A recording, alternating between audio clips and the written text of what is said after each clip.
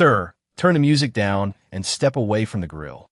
Marcus Reed looked up from a tray of corn just as two uniformed officers came through the open side gate of his backyard, their boots pressing into grass still damp from the sprinkler. For a second, the only sound was Marvin Gaye playing softly from a Bluetooth speaker beside the patio door and the hiss of chicken over charcoal. Marcus set the tongs on the grill shelf. Afternoon, officers. Is there a problem? Beyond the cedar fence, he could see the top of his neighbor's white sun hat. Evelyn Parker stood on her back deck with a phone in one hand, watching. 20 minutes earlier, Marcus's Saturday had been ordinary. He had driven home from the farmer's market in his 8-year-old Honda Accord with peaches, sweet corn, and 2 bags of ice in the trunk. His younger sister Danielle was bringing potato salad.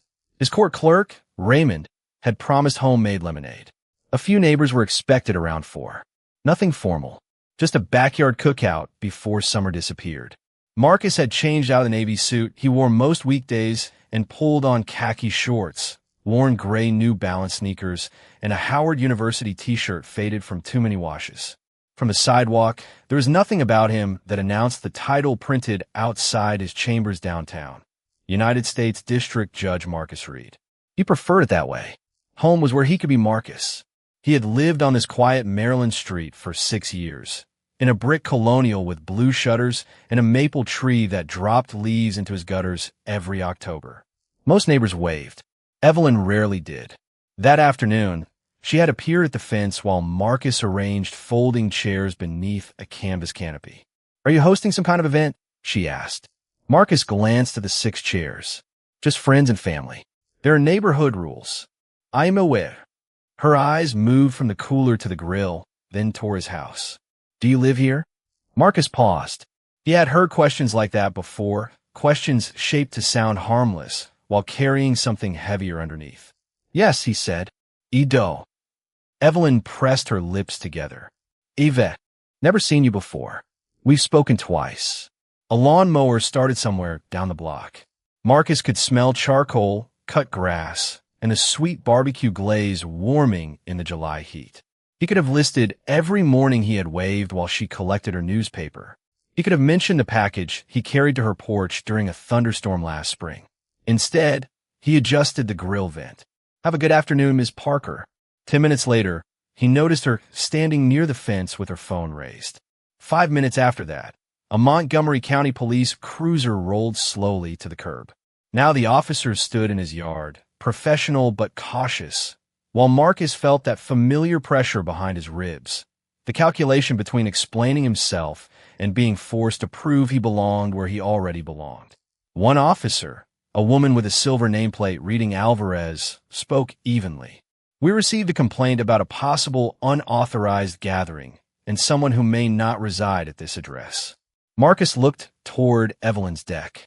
She lowered her phone, but did not go inside. He could have reached for his wallet immediately. He could have said his title. Instead, Marcus kept his hands visible and his voice calm. "This is my home, Officer Alvarez. The gathering is mine. You're welcome to verify that." Alvarez studied him for half a second, then nodded. "All right, we can sort that out."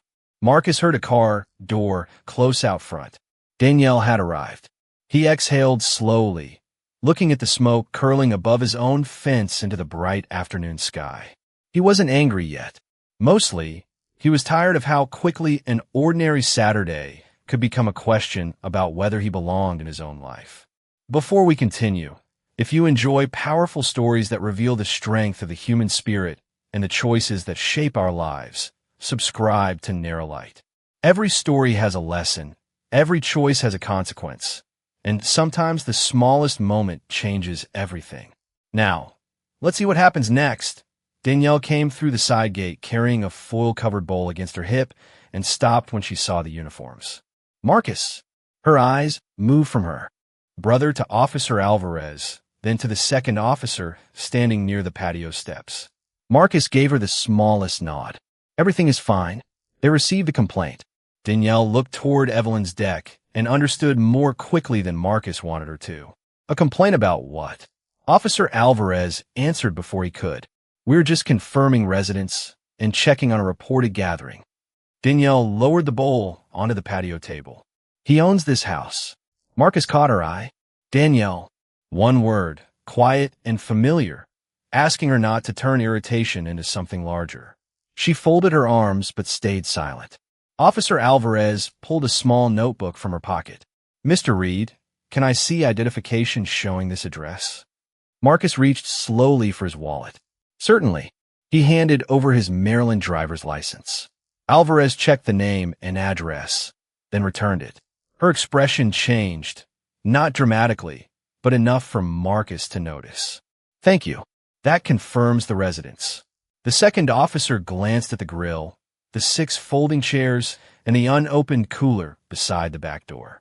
Noise does not seem excessive. It is not, Marcus said. Across the fence, Evelyn called out, I told dispatch there were people coming and going. Marcus turned. No one has arrived except my sister. Evelyn stepped closer to the railing. I saw a car earlier. That was mine. Well, I did not know that. The sentence settled over the yard with the peculiar weight of an explanation that explained nothing. Marcus felt Danielle watching him. She knew the courtroom version of her brother, the man who could wait through 10 minutes of argument without interrupting, then ask one question that returned everyone to the facts. But this was not his courtroom. Evelyn was not a lawyer standing before him. She was his neighbor, and he wanted badly for Saturday to remain Saturday. Ms. Parker, he said, if the music bothered you, you could have asked me to lower it. It was not only the music. Then what was it? Evelyn hesitated. A cicada rattled from the maple tree. Somewhere out front, a delivery truck rolled over a patched section of asphalt. I did not recognize you, she finally said. Marcus looked at her for a long moment. You knew my name? Her face tightened. That is not what I meant. Officer Alvarez closed her notebook. There is no violation here that requires police action. Mr. Reed has confirmed he lives at the property, and the gathering as it currently stands is not creating a disturbance. She turned to Marcus. We are sorry to interrupt your afternoon. Thank you for checking the facts, he replied. He meant it. Alvarez nodded, then walked with her partner toward the gate. Danielle waited until they were several yards away before speaking. You are calmer than I am. Marcus picked up the tongs. The chicken had darkened around the edges, and one piece had stuck to the grate. That is why you brought potato salad, and I became a judge. Danielle almost laughed, but the sound never fully arrived. You should have told them. Told them what? Who you are. Marcus turned the chicken carefully. My driver's license answered the question they were entitled to ask. My job was not relevant. It would have changed the way she looked at you. Marcus glanced toward the neighboring deck. Evelyn had disappeared inside. That is exactly why I did not say it. Danielle studied him. Marcus lowered the grill lid and wiped his thumb across the handle of the tongs. If someone only decides I deserve basic respect after hearing my title, then the title did not solve the problem. A car pulled into the driveway out front, followed by the cheerful double honk Raymond always used instead of ringing the bell. Marcus breathed in the smell of charcoal and summer corn. He wanted to let the afternoon recover. Then, through the kitchen window, he saw Evelyn standing inside her house, still holding her phone, speaking to someone with a seriousness that told him the misunderstanding might not be finished. Raymond appeared through the side gate, carrying a glass drink dispenser in both hands, his sunglasses pushed onto his forehead. He stopped beside Danielle and looked toward the street where the police cruiser was pulling away. Did I miss something?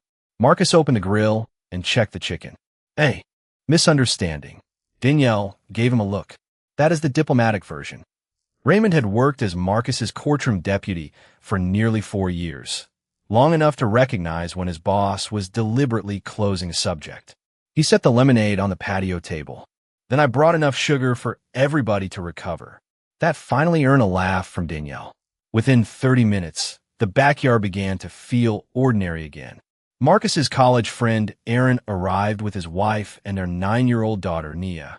Mrs. Holloway, from 2 houses down, brought baked beans in a ceramic dish and complained cheerfully about the Washington Nationals. Nobody dressed for anything more formal than a humid Saturday afternoon. Paper plates appeared. Ice knocked against plastic cups. Nia drew crooked flowers with sidewalk chalk near the patio, while Marcus moved between the grill and the table. Still, Every few minutes, his eyes drifted toward Evelyn's house. Her curtains shifted once. Then again. At 5:15, Marcus heard the click of her back gate. Evelyn walked along the narrow strip beside the fence and stopped where she could see into his yard. She had changed from her sun hat into a pale blue cardigan despite the heat. "Mr. Reed." The conversation's nearest Marcus softened. He placed a serving spoon beside the corn. "Ms. Parker." Evelyn glanced at the guests. "Could we speak privately?" Marcus walked toward the fence but stayed on his side. "We can speak here." Her mouth tightened. "I called the homeowners association." Danielle, 10 feet away, went still. Marcus did not. "About what?" "Parking. Noise. The number of guests." "I wanted clarification." Marcus looked toward the street. For cars were parked legally along the curb, none blocking a driveway or fire hydrant.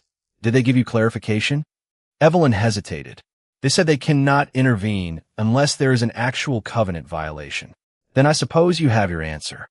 "You are making me sound unreasonable." Marcus felt something inside him settle. Not anger. Something cleaner. "I have not described you at all." Evelyn looked past him and noticed Raymond. "Are these people from your work?" Raymond took a slow drink of lemonade but said nothing. Marcus answered, "Some are. Some are family. Some are neighbors." "What kind of work do you do?" There was again the question beneath the question. Marcus could feel Danielle waiting for him to say the words. "Federal judge." 2 words that would rearrange the entire conversation. He refused to use them as armor. "I work downtown." Evelyn gave a short, dissatisfied breath. "That is vague." "It is also enough." Nia suddenly approached, carrying a paper plate with a piece of corn and a dinner roll. "Mr. Marcus, my mom said I can bring this to your neighbor because we have extra." Marcus looked at the child, then at Evelyn. The tension in Evelyn's face flickered into embarrassment. "That is very thoughtful," she said. Nia held the plate through the open gate. Evelyn accepted it carefully. "Thank you. The corn is really good," Nia said. Mr. Marcus burned the first batch, though. Marcus raised an eyebrow. "I thought we agreed not to discuss that." Nia grinned and ran back toward the chalk. For the first time that afternoon, Evelyn looked uncertain rather than suspicious. Marcus could have used the moment to embarrass her. Instead, he picked up an extra napkin and handed it across the fence. "You might need this. The butter gets everywhere." Evelyn took it. Her voice dropped. "Thank you." Then a dark government sedan turned onto the street and slowed in front of Marcus's house. Raymond saw it first. His expression changed immediately. Marcus followed his gaze as a familiar woman in a charcoal suit stepped from the passenger side, carrying a sealed court envelope. Evelyn remained at the gate, watching as the woman looked directly toward Marcus and called, "Judge Reed, I am sorry to interrupt your weekend." For 1 second, nobody moved. The woman from the sedan crossed the sidewalk and came through the open gate with the practiced urgency of someone who had spent too many weekends carrying courthouse problems into private lives. Marcus recognized her immediately. Ms. Bennett, Judge Reed. Laura Bennett, an attorney with the clerk's office, held up the sealed envelope. Chief Judge Sullivan asked that this reach you today. There is a scheduling issue for Monday morning. Marcus wiped his hands on a dish towel before accepting it. "Thank you for bringing it out. I apologize for interrupting." "You are interrupting me burning corn, which may qualify as public service." Raymond laughed. Laura smiled, wished everyone a good evening, and returned to the sedan. Marcus did not look toward Evelyn until the car had pulled away. When he did, her face had changed completely. The paper plate remained in her hands, but the confidence she had carried to the fence was gone. "Judge," she asked. Marcus folded the envelope once against his palm. "Yes, you are a judge? A federal district judge." Evelyn stared at him, then toward the street where the sedan had disappeared. "I did not know." Marcus heard Danielle set down her plastic cup behind him. He knew exactly what she was thinking. Now she knows. But Marcus felt no satisfaction. The revelation did not make the afternoon better. If anything, it sharpened what had bothered him from the beginning. Evelyn straightened her cardigan. "You should have said something." Marcus looked at her carefully. "Why?" "When the officers were here. When I asked what you did." "Would it have mattered?" "Of course it would have mattered." The answer came too quickly. Evelyn seemed to hear it herself. Her eyes dropped to the plate Nia had given her. Marcus kept his voice even. That is the part you may want to think about. The backyard had become unusually quiet. Marcus did not want an audience for her embarrassment, so he stepped closer to the fence and lowered his voice. I was standing behind my own house, cooking dinner. I was not blocking your driveway. The music was not loud. My guests were not causing trouble. None of those facts changed when you learn my occupation. Evelyn swallowed. I was trying to protect the neighborhood. From what? She opened her mouth, then stopped. A breeze moved through the maple branches above them, carrying the smell of charcoal across both yards. Marcus waited. In court, silence often did more useful work than another question. Evelyn finally said, I saw someone I did not recognize. You did recognize? Me. Her fingers tightened slightly around the paper plate. I suppose I did. Marcus nodded once. That is worth sitting with. He turned away before the conversation could become punishment. Danielle followed him toward the grill. You let her off easy. Marcus lifted the lid and checked the chicken.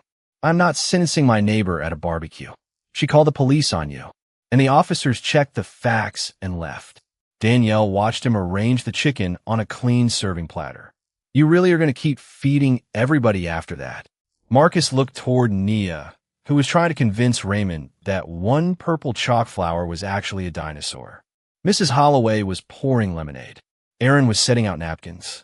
These were the people he had invited into his home, and he refused to let one person's poor judgment become the center of their evening. Especially after that, he said. A few minutes later, conversation returned, cautiously at first and then naturally. Marcus opened the court envelope at the kitchen counter, read the short scheduling notice, and placed it beside his keys. Nothing urgent. Monday could handle Monday. When he returned outside, Evelyn was gone. The plate was gone too. At 6:20, as the sunlight softened against the brick houses, Marcus heard her front door close. Through a gap in the fence, he saw her walking toward the sidewalk carrying her purse and car keys. She looked shaken. Then her phone rang. She answered, listened for several seconds, and stopped walking. What do you mean he fell? She said. Marcus heard the fear in her voice before he saw it on her face. Marcus was already moving before Evelyn ended the call.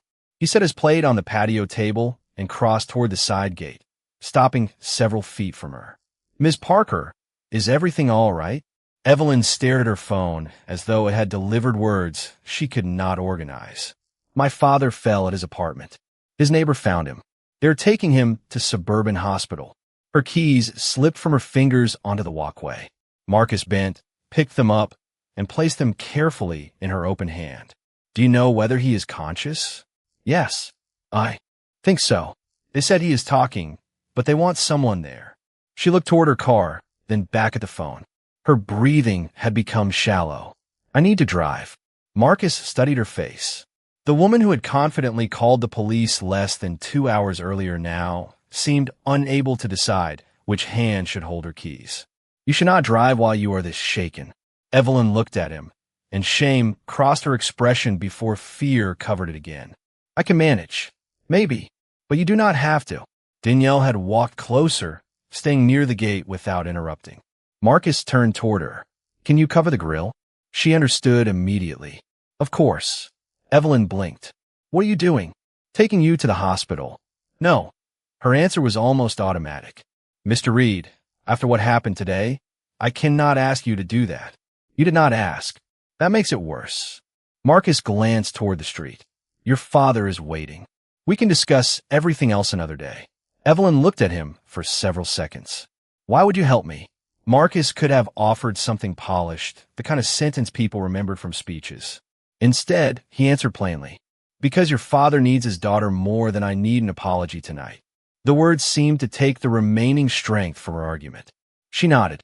Marcus grabbed his wallet and keys from the kitchen, told Raymond where they were going, then led Evelyn toward his Honda Accord. She paused when she saw it. I thought the government car was yours. No, and federal judges do not get chauffeured around to backyard cookouts. Under different circumstances, the remark might have made her smile.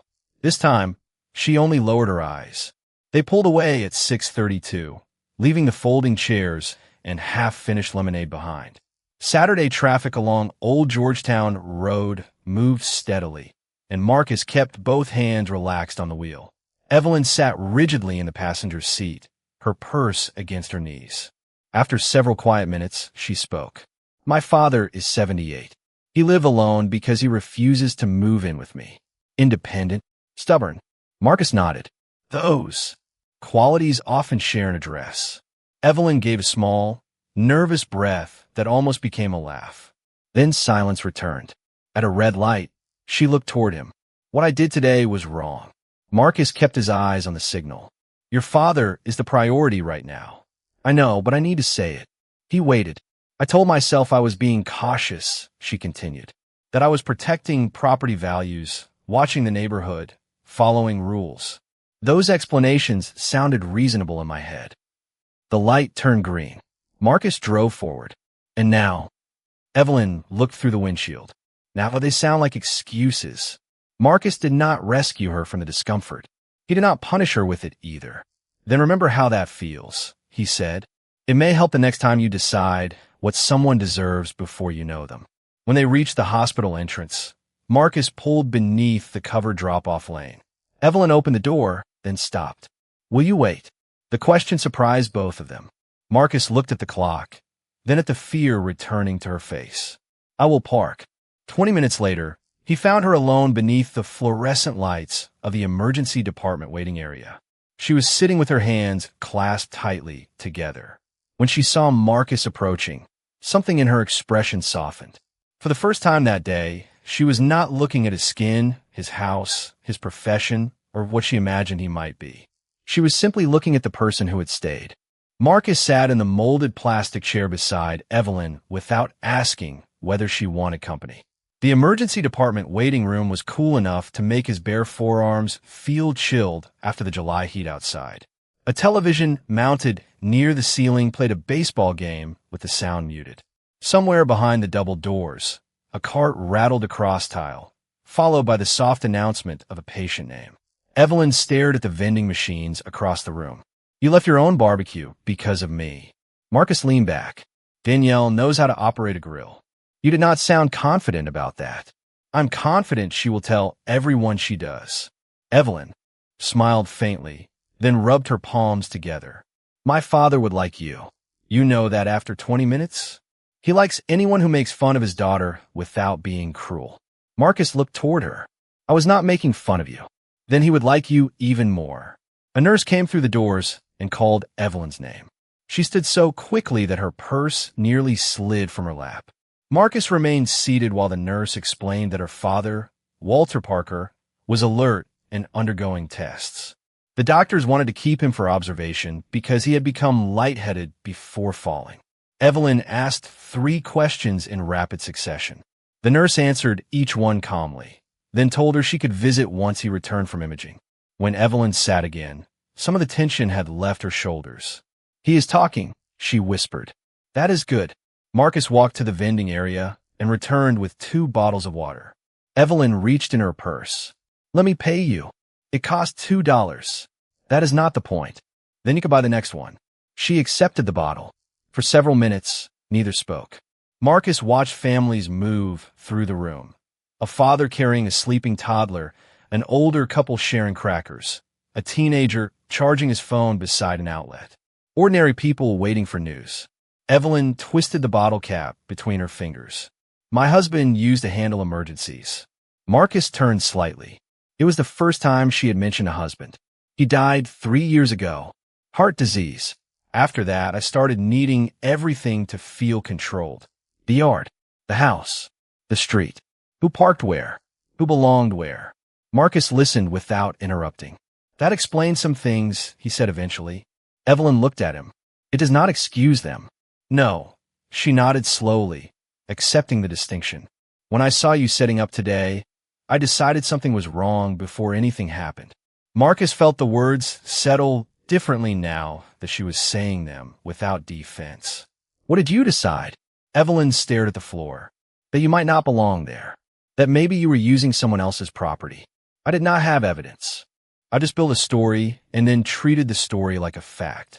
Marcus took a drink of water. That can become dangerous, even when the person telling himself a story believes he is being reasonable. You see that in court? I see it everywhere. Evelyn looked toward him. Including today. Including today. Another quiet minute passed.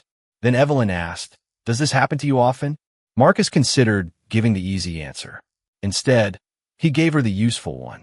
"Often enough that I learned a long time ago not to measure my dignity by somebody else's first assumption." Evelyn's eyes filled, but Marcus did not reach for her hand or tell her she was forgiven. This moment was not about making her comfortable. It was about allowing truth to remain in the room without turning it into humiliation. The double doors opened again. A nurse called Evelyn's name and told her she could see her father. Evelyn stood, then looked at Marcus. "You do not have to keep waiting." Marcus checked the time. "I know." She studied him for a second. "But you're going to, for a little while." Evelyn nodded and followed the nurse through the doors. Marcus remained beneath the cold fluorescent lights, his untouched water resting against his knee. His phone buzzed with a message from Danielle, asking whether everything was all right. Marcus typed back that Walter was stable. Before he could put the phone away, another message appeared, this one from Officer Alvarez. She asked whether he had a few minutes to speak about the complaint from earlier that afternoon. Marcus read Officer Alvarez's message twice before stepping into the quieter hallway near the hospital entrance. He called the number she had provided. "This is Marcus Reed." "Judge Reed, this is Officer Elena Alvarez. I hope I'm not interrupting your evening." "You are fine. What can I do for you?" There was a brief pause. "I reviewed the dispatch notes from the call to your residence. I wanted you to know that the original complaint included more than what we discussed in your backyard."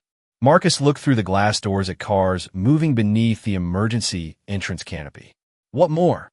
The caller suggested there might be an unauthorized party at a vacant property. She also said she was concerned the person using the backyard could be trespassing. Marcus closed his eyes for a moment. 6 years of mortgage payments, property taxes, replacing a leaking water heater, clearing snow from the same front walk, and someone had turned his home into a vacant property because she had decided he looked unfamiliar. "I see." Alvarez continued carefully. "Once we confirmed your identification and observed no violation, the call was closed. You are not under investigation. I simply thought you should know exactly what was reported." "I appreciate that. There is one other thing. You asked us to verify the facts, and you were cooperative. I want to be clear that your occupation had nothing to do with our decision to leave. We did not know you were a judge." Marcus looked down at his faded Howard shirt. "That matters to me, officer. It matters to us, too." Her voice softened. "Have a good evening, sir." Marcus thanked her and ended the call. When he returned to the waiting area, Evelyn was standing beside his chair.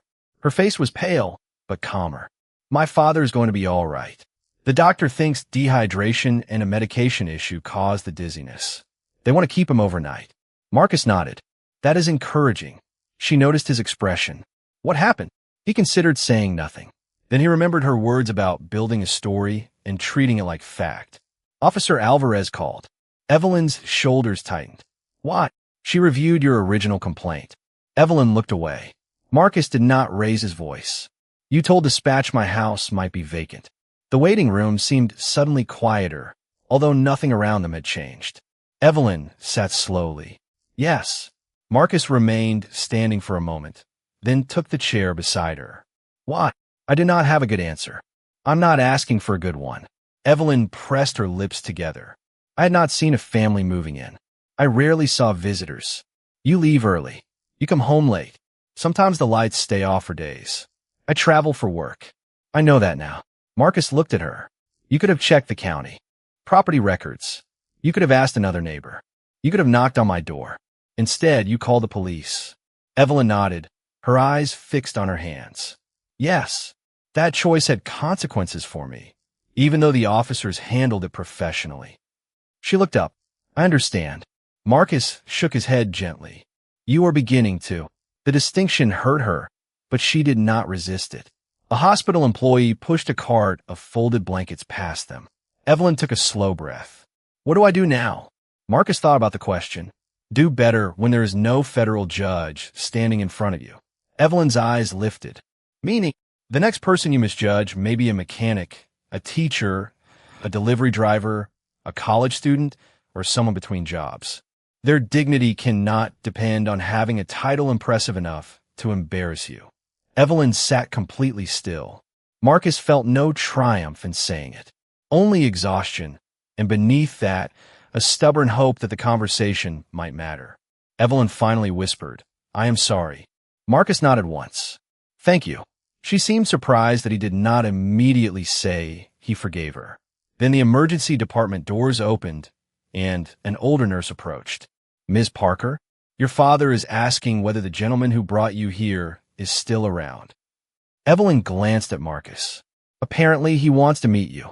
Marcus stood. "Then I suppose stubbornness really does run the family." This time Evelyn laughed, small and genuine, and for the first time all day, Marcus laughed with her. Walter Parker looked smaller than Evelyn had described him. Not frail exactly, but reduced by the hospital gown, the white blanket, and the plastic identification band around his wrist. His gray hair was flattened on one side from the pillow, and a cup of ice water sat within reach beside the bed. When Marcus entered behind Evelyn, Walter looked past his daughter and raised an eyebrow. "So this is the man who rescued you from the parking lot." Evelyn sighed. "Dad, he drove me here. At my age, that counts as a rescue." Marcus smiled and offered his hand. "Marcus Reed." Walter shook it firmly. "Walter Parker. Thank you for bringing my daughter. She worries badly and drives worse when she worries." "I was perfectly capable of driving," Evelyn said. Walter looked at Marcus. "You see what I deal with." For a few minutes, the room felt almost ordinary. A nurse checked the monitor, reminded Walter to drink more water, and explained that the physician would review his medications before discharge the next morning. Marcus stood near the window while Evelyn adjusted her father's phone charger. Then Walter asked, "Were you two friends before today?" Evelyn froze. Marcus could have spared her. He could also have exposed her. Neither felt right. "We are neighbors," he said. Walter glanced between them. That answer had a lot of careful lawyering in it. Evelyn sat beside the bed. "Dad, I made a mistake today." Walter's expression changed. "What kind?" She took a breath. "I called the police about Marcus's barbecue." Walter stared at her. "Why?" Evelyn looked down. "I convinced myself he might not live there."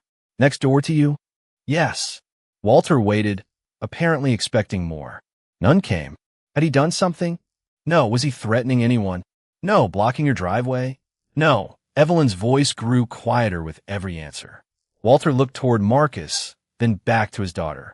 "And he still drove you here?" Marcus spoke before Evelyn could. Her father needed her. Walter studied him for a long moment. "That is a decent answer. It was a simple decision. Those are usually the ones that tell you who somebody is." Evelyn's eyes lowered. Walter did not scold her. Somehow, that made the silence heavier. He reached for his water and took a careful sip. "Your mother used to say fear is useful when there is a fire. Everywhere else, you had better check the facts." Evelyn gave a weak smile. "She said that about you buying things from television commercials. And she was right most of the time." Marcus laughed softly. Walter turned toward him. "What do you do, Marcus?" Evelyn closed her eyes briefly. "Dad," Marcus answered without ceremony, "I am a federal district judge." Walter nearly lowered his cup too quickly. "You call the police on a federal judge? That is not the important part," Marcus said. Walter looked at him. Marcus continued, "It would have been just as wrong if I repaired air conditioners or stocked grocery shelves." Walter nodded slowly. "That is even more decent than the first answer." Evelyn looked at Marcus, and he could see that she understood something she had not fully understood in the backyard. His title had revealed her mistake, but it had not created his dignity. Around 8:30, Marcus stood to leave. Walter needed rest, and Danielle had texted that the guests were helping clean up. Evelyn walked Marcus to the elevators. "You could have humiliated me in there. Your father was already doing excellent work."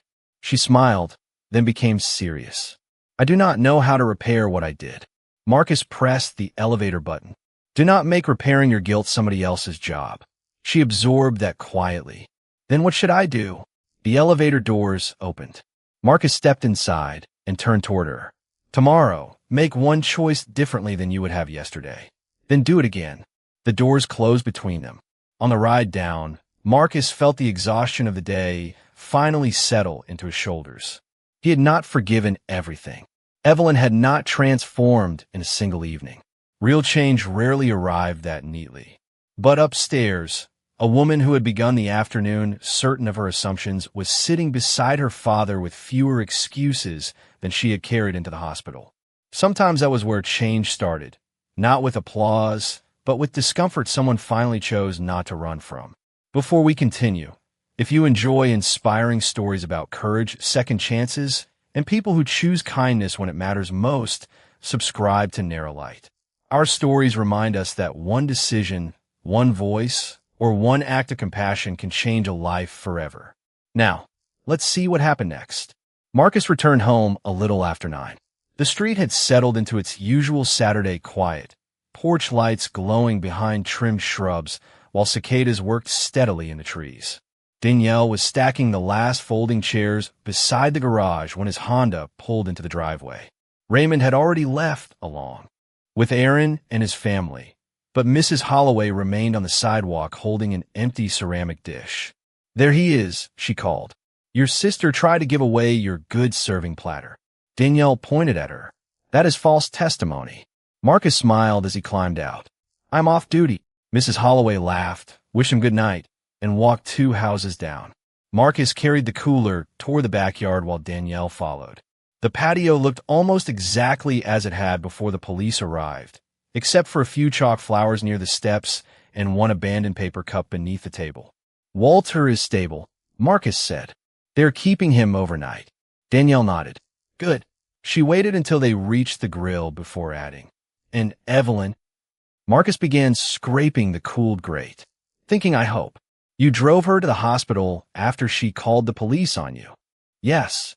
"Then waited." For a while, Danielle folded a tablecloth slowly. "I'm trying to understand you." Marcus looked at his sister. "You do understand me. That is the problem." She sighed. "You spend all week making sure people get treated fairly. Then someone treats you unfairly in your own backyard. And somehow you are still the one making sure she gets safely to the hospital." Marcus rested both hands on the grill handle. "Kindness is not the same thing as pretending nothing happened." Danielle looked at him. "I know. I told her what she did was wrong. I did not owe her cruelty to prove that it hurt." Danielle's expression softened. She tied the folded tablecloth into a loose bundle. "Mom would have said that. Mom would have said it louder." That earned a laugh. By 10, Danielle had gone home, and Marcus stood alone in his kitchen, loading plates into the dishwasher. The house smelled faintly of charcoal and barbecue sauce. His court envelope still rested beside his keys, an ordinary reminder that Monday morning would arrive whether Saturday had been difficult or not. Through the window above the sink, Evelyn's house was dark. Marcus thought about what Officer Alvarez had told him. Vacant property. Trespassing. The words bothered him more now than they had at the hospital. Not because they threatened his career or reputation. They did not. What stayed with him was how easily suspicion had been built from absence. Evelyn did not see him often, so she filled the empty spaces with assumptions. Marcus had spent years on the bench warning attorneys that inference was not evidence. Outside a courtroom, people forgot that distinction every day. Sunday morning arrived bright and already warm. At 8:15, Marcus stepped onto his porch with coffee and the newspaper. A small brown paper bag sat beside the doormat. Inside was a container of homemade blueberry muffins and a folded card. Marcus opened it. The handwriting was Evelyn's. She had written only a few sentences. Walter was doing well. She thanked Marcus for staying at the hospital. Then came the line that made him pause. "I am sorry for calling the police, and I am especially sorry that I needed your title before I understood how unfairly I had judged you." Marcus read it again. No explanation about neighborhood safety. No defense about being frightened. No request that he reassure her she was a good person. Just responsibility. He carried the bag inside and placed it on the counter. 10 minutes later, his doorbell rang. Evelyn stood on the porch wearing jeans, walking shoes, and the same uneasy expression she had worn at the hospital. "I know the note was not enough," she said. Marcus leaned against the doorframe. "It was a start." She nodded. "There is something else. I called Officer Alvarez this morning." Marcus straightened slightly. Why? Evelyn took a breath. Because I wanted the record of my complaint corrected. I told her that my suspicion was unfounded and that you had done nothing wrong. Marcus studied her face. For the first time since this began, Evelyn was not asking him to recognize her regret. She was showing him what she had done with it. And that mattered. Marcus held the screen door open, but did not invite Evelyn inside immediately. Sunday sunlight stretched across the porch boards, catching the edge of the newspaper beside his coffee mug. What did Officer Alvarez say? He asked. She explained that the original call cannot simply be erased, but she documented. My follow-up statement with the incident record. Evelyn looked toward the sidewalk. I told her I had no factual basis for saying your property might be vacant or that you might be trespassing. Marcus nodded. That was the right thing to do. Evelyn seemed relieved by the words, but Marcus continued. It does not undo yesterday. I know. Good. She met his eyes. I'm not asking you to tell me it does. That answer mattered. Marcus stepped onto the porch and closed the door behind him. Across the street, a man in running shorts pushed a stroller beneath the shade trees. A postal service truck moved slowly through the next block, even though regular Sunday mail was limited, likely delivering packages. Everything looked ordinary again. How is Walter? Marcus asked, complaining about hospital oatmeal. So I assume he is recovering. That sounds promising. They expect to discharge him before lunch. Evelyn hesitated. I'm taking him home, and then I am staying with him tonight. Marcus smiled slightly. He will love that. He has already informed me that he is 78, not 7. For a moment, they shared an easy silence. Then a silver sport utility vehicle turned onto the street and stopped near Evelyn's driveway. A man around 60 stepped out wearing khaki pants and a polo shirt embroidered with a neighborhood association logo. Marcus recognized him as Thomas Keller, the association president. Thomas gave Marcus a brief wave before approaching Evelyn. Morning. I got your message. Evelyn's shoulders tightened. Thank you for coming. Thomas looked between them. I also received several emails about yesterday. Apparently, there is concern about police activity and an unauthorized gathering. Marcus felt the old pressure return, quieter this time. Evelyn answered before he could. There was no unauthorized gathering. Thomas blinked. That is not what I was told. Then you were told incorrectly. Evelyn's voice remained steady. Marcus lives here. He owns this property. His guests were invited. The cars were legally parked, and the police found no violation. Thomas glanced at Marcus. All right, then perhaps we can close the matter. Not yet, Evelyn said. Marcus turned toward her. She swallowed, but continued. I made the original complaint. I also contacted the association. I was wrong. Thomas shifted uncomfortably. Evelyn, we do not need to discuss personal details on the sidewalk. This is not personal gossip. I created the problem, so I need to correct it. She looked directly at him. Please make sure any association notes reflect that there was no violation at this address. Thomas nodded slowly. I can send a clarification to the board. Thank you. He left a few minutes later, visibly eager to escape the conversation. Marcus watched the silver vehicle disappear around the corner. Evelyn exhaled. Yesterday, I wanted every institution available to confirm my suspicion. Today, I suppose I get to visit them again and confirm that my suspicion was wrong. Marcus looked at her. Accountability is usually less convenient than accusation. I'm learning that. His phone rang inside the house. Marcus excused himself and answered. It was Chief Judge Sullivan. The Monday scheduling problem had changed. An emergency hearing involving a federal contracting dispute had been moved to Marcus's courtroom first thing Monday morning. I need you on the bench at 8:30, Sullivan said. Understood. Marcus ended the call and returned outside. Evelyn was still there. Work? She asked. Tomorrow morning. She nodded, then glanced at the muffins through the screen door. Those are not an apology disguised as baked goods, by the way. Good, because blueberry muffins have limited legal effect. She smiled. Then her phone buzzed. She read the message, and the color drained from her face. It is the hospital, she said. My father's discharge has been delayed. His insurance information is showing something wrong, and they say I need to speak with Patient Financial Services. Marcus saw panic beginning to replace the progress of the morning. Evelyn looked at him instinctively, then stopped herself. No, I can handle this. Marcus picked up his coffee. I believe you can. She nodded, surprised. He did not rush to rescue her this time. Kindness did not require taking every burden from another person. Sometimes, dignity meant trusting them to carry what was theirs. Evelyn left for the hospital 10 minutes later, and Marcus spent the rest of Sunday doing what he had planned before the weekend became complicated. Laundry, grocery shopping, and reviewing the emergency hearing materials at his dining room table. By 7 that evening, Walter was home. Evelyn sent Marcus a short message saying the insurance problem had been a clerical mismatch involving an outdated policy number. She had worked through Patient Financial Services, called the insurer, and resolved it herself. Marcus replied with 3 words, "Glad he is home." Monday morning, he left his house at 6:45 wearing a charcoal suit, white shirt, and burgundy tie. The neighborhood was still waking up. Sprinklers clicked across lawns. A recycling truck groaned somewhere beyond the next intersection. Evelyn's driveway was empty because she had stayed overnight at Walter's apartment. Marcus drove downtown, parked in the federal courthouse garage, passed through the employee entrance, and reached chambers before 7:30. Raymond was already there with coffee and a stack of filings. Your weekend barbecue generated more paperwork than some civil cases, Raymond said. Marcus removed his jacket. The barbecue is over. Raymond nodded toward the hearing folder. Unfortunately, federal contracting disputes never are. At 8:30, Marcus entered the courtroom and took the bench. The room rose, then settled.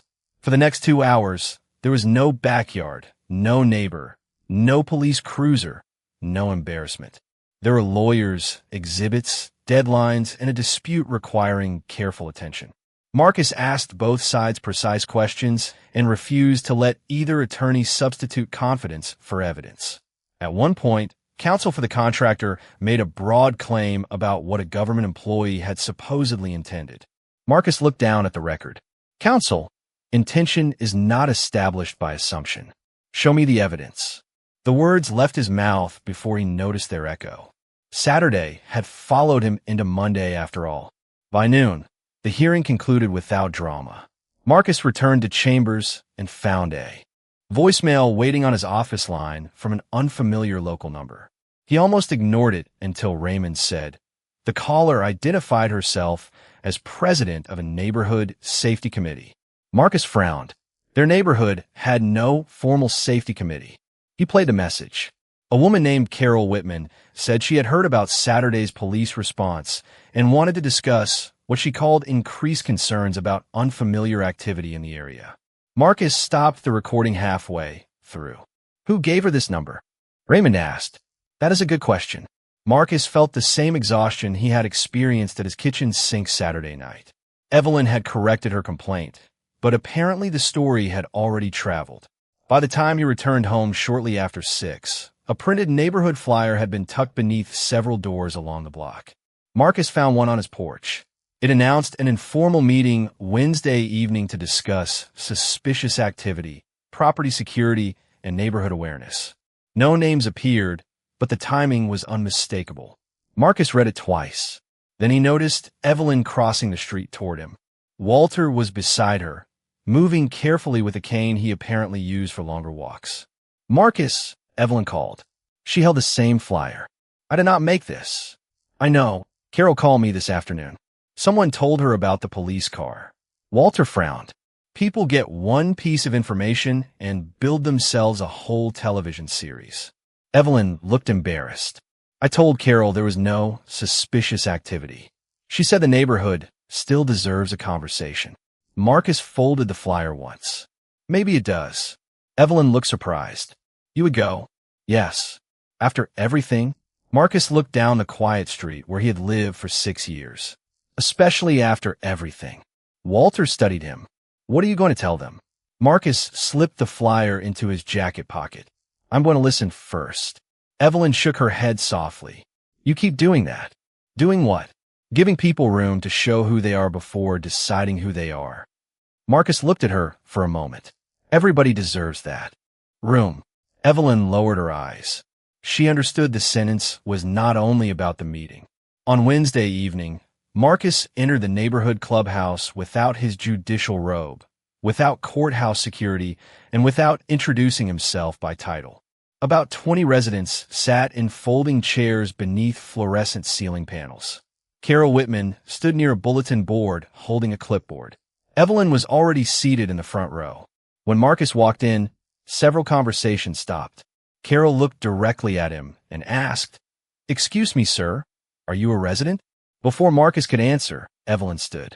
2 days earlier, she might have remained silent. This time, she did not.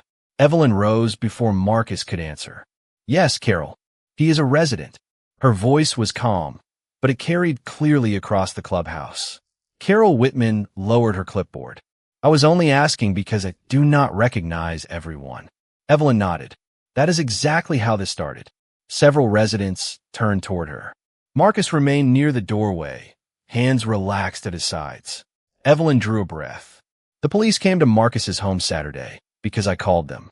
I told dispatch I was concerned about an unauthorized gathering and that someone might be using a vacant property." A chair creaked near the back wall. Carol looked uncomfortable. "Evelyn, nobody asked you to explain all that." "I need to explain it." She looked at Marcus briefly, then faced the room again. "Marcus has owned that house for 6 years. The gathering was a small barbecue. The cars were legally parked. The police found no violation. I had no evidence that anything improper was happening." An older man near the coffee table asked, "Then why did you call?" Evelyn did not hide behind the word safety this time. "Because I made assumptions about someone I should have treated as a neighbor." Marcus watched her carefully. She did not mention his judicial position. That omission mattered more to him than any apology she could have delivered. Carol cleared her throat. "Well, the purpose tonight is broader neighborhood security." Marcus finally took an empty chair. "Then let us talk about that." The meeting continued. Residents raised practical concerns about package theft, cars speeding through the intersection, and a streetlight that had been out for nearly 3 weeks. Marcus listened. When Carol suggested encouraging residents to report unfamiliar people immediately, he raised his hand. "Could we make the standard behavior rather than familiarity?" Carol frowned. "What do you mean?" "A person being unfamiliar is not evidence of wrongdoing. Someone checking car doors at 2 in the morning is behavior worth reporting. Someone walking down the sidewalk, delivering groceries, visiting family, or cooking in a backyard is not suspicious simply because we do not recognize them." A woman named Denise Cooper, who lived near the corner, nodded. "That makes sense. We have renters moving in and out every year. Nobody knows everybody." Thomas Keller, the association president, was seated near the wall. "We could revise the neighborhood guidance," he said. "Focus on observable conduct and emergencies instead of vague language about unfamiliar persons." Carol looked around the room and realized the idea had support. "All right, we could draft something." Marcus leaned back. He had expected defensiveness. Instead, he saw people doing the ordinary, imperfect work of reconsidering a habit. Then a man across the aisle looked closely at him. "Wait, Reed. Are you Judge Marcus Reed?" The room shifted. Marcus felt Evelyn stiffen. "I am," he said. Whispers moved between the chairs. Carol's expression changed immediately. "Judge Reed, I apologize. I had no idea." Marcus held her gaze. "You do not need my title to hear what I am saying." Silence followed. Not hostile silence. Reflective silence. Marcus continued. "Saturday bothered me, but not because a federal judge was questioned. It bothered me because any neighbor could have been placed in that position. A nurse coming home late. A contractor working on a porch. A college student visiting her parents. A delivery driver looking for the correct address. Dignity cannot be something we distribute according to occupation." Evelyn looked down at her hands. Marcus could see tears gathering in her eyes, but she did not make the moment about herself. Thomas broke the silence. "Then we should change the language." Carol nodded slowly. "Yes, we should." The meeting ended shortly after 8. Folding chairs scraped across the floor as neighbors collected purses and coffee cups. Nobody applauded. Marcus was grateful for that. Outside, warm evening air replaced the clubhouse chill. Evelyn followed him toward the parking lot. "You never told them what I did until I did. It was yours to tell." She stopped beneath a street lamp. And if I had stayed quiet? Marcus looked back at her. Then I would have learned something. Evelyn nodded. About me. About the choice you made tonight. She absorbed the distinction. Across the lot, Walter sat in her car, waiting to be driven home, tapping impatiently at the window. Evelyn smiled. He refuses to miss jeopardy. Marcus opened his car door. Then you should go. She took 2 steps, then turned. Marcus, thank you for giving me the chance to correct myself. He shook his head gently. I gave you room. You chose what to do with it. Evelyn stood quietly beneath the yellow parking lot light. For once, she did not answer with an apology. She simply nodded, walked back to her father, and carried the lesson with her. By the following Saturday, the neighborhood looked exactly as it had 1 week earlier, which Marcus found strangely comforting. The same maple leaves shifted above his driveway. The same lawn sprinkler clicked 3 houses down. Somewhere around the corner, someone was pushing a mower through grass that had already grown too long. Marcus stood behind his grill in khaki shorts and his faded Howard University shirt, turning ears of corn over the charcoal. This time there were no police cruisers at the curb. No questions about who belonged where. Danielle arrived first with another bowl of potato salad. I brought enough for people who actually deserve it. Marcus gave her a look. We are still working on you. Raymond came 20 minutes later with lemonade. Aaron, his wife, and Nia followed, and Nia immediately inspected the grill. Are you burning the corn again? Your invitation can still be revoked, Marcus told her. She laughed and ran toward the patio with her sidewalk chalk. At 4:15, the side gate opened. Evelyn stood there carrying a covered baking dish. Walter was beside her, leaning lightly on his cane. Marcus had invited them that morning with a simple text message. We are cooking again. You are welcome if you would like to come over. Evelyn had replied only, we would like that. Now she hesitated at the gate until Marcus lifted the grill tongs. You are letting the mosquitoes in. Walter stepped through first. That sounds like a federal order. It is a backyard request. Evelyn entered behind him. She wore jeans and a green cotton blouse. Nothing about her posture resembling the guarded woman who had stood behind the fence a week earlier. She placed the baking dish on the table. Peach cobbler. Danielle uncovered one corner and inspected it. You may stay. Evelyn laughed. The sound was still slightly uncertain, but belonged there. Later, as everyone ate beneath the canvas canopy, Walter argued with Raymond about baseball. Nia drew another purple dinosaur that looked suspiciously like a flower, and Danielle quietly moved Evelyn's cobbler closer to her own chair. Marcus watched without trying to name what had changed. Forgiveness had not arrived as a dramatic declaration. Trust had not magically repaired itself. What existed instead was smaller and more believable. People choosing what to do next. On Monday, Thomas Keller circulated revised neighborhood guidance.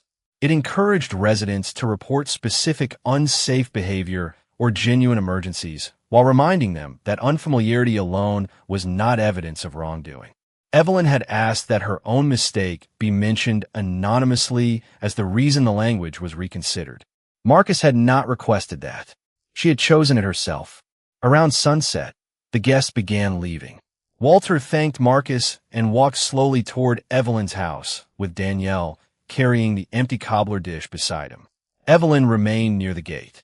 There is something I have wanted to ask, she said. Marcus closed the grill vent. Go ahead. Did you forgive me? He looked at the charcoal fading beneath the grate. I stopped needing you to become the person you were that afternoon. Evelyn was quiet. I do not know if that is a yes. It is the answer I have. She nodded. Fair enough. Marcus looked toward her. But I noticed what you did afterward. Evelyn's eyes softened. I almost stayed quiet at that meeting. I know. I was embarrassed. I know that too. Then why did you let me speak for myself? Marcus rested the tongs on the grill shelf. Because dignity means allowing people to be more than their worst decision. Evelyn looked toward the fence that separated their yards. A week earlier, it had felt like a boundary she needed to defend. Now Nia's chalk had left purple dust on the concrete beside it, and someone had forgotten a paper napkin near the gate. You know, Evelyn said, your music was never actually too loud. Marcus smiled. I know. She laughed, shook her head, and walked home. Marcus stayed outside after everyone had gone. The last daylight rested against the brick houses, warm and thin. He could hear Walter complaining from next door that Evelyn had forgotten his television remote inside Marcus's house. Marcus found it beneath a patio chair and carried it to the fence. Evelyn met him there. Neither said much. There was nothing left that needed a speech. 1 week earlier, Marcus had been asked to prove he belonged in his own backyard. Tonight, he understood something more important. His dignity had never depended on anyone recognizing his house, his profession, or his title. Justice had restored what prejudice tried to question, but kindness had done something justice alone could not. It had left room for a human being to change. Kindness is strength. Justice restores dignity. People can change. If this story meant something to you, subscribe to Narrow Light for more powerful stories that remind us to look beyond appearances, challenge prejudice, and never underestimate the impact of doing what's right. Because sometimes the smallest act of courage creates the biggest change. Thank you for watching. Remember, the world changes one choice at a time. We'll see you in the next story.